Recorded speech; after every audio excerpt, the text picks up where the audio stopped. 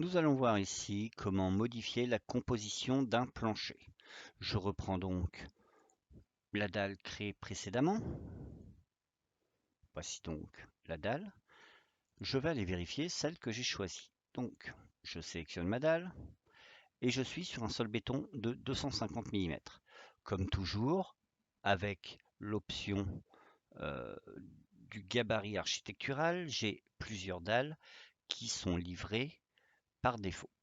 Ici, j'ai deux dalles. J'ai une dalle avec un plancher collaborant, un platelage métallique, donc une dalle de 160 et une dalle béton de 250. Même chose que pour les murs, si je souhaite modifier la composition de cette dalle, je viens modifier le type. J'en choisis un qui m'intéresse, je fais dupliquer, je vais la modifier. Donc ici, par exemple, je veux une dalle de 200 mm. Je fais OK. Voilà.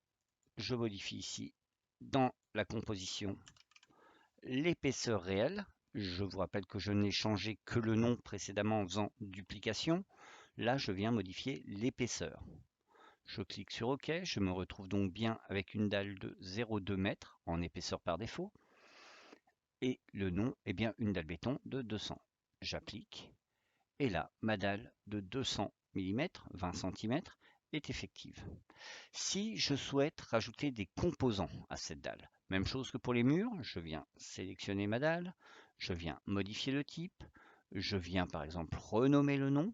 Donc là, je veux une dalle béton de 200 mm posée par exemple sur un gros béton de 300 mm, une sorte de hérisson.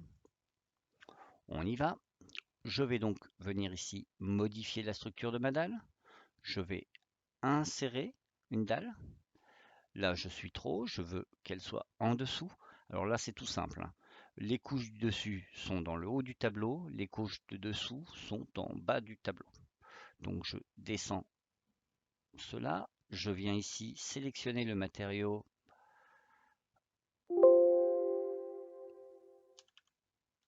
maçonnerie, maçonnerie béton.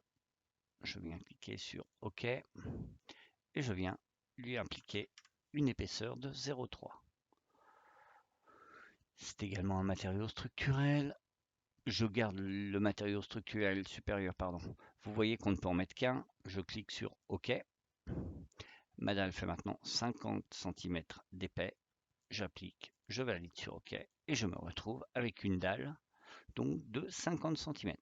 Voilà comment on peut modifier la structure d'une dalle.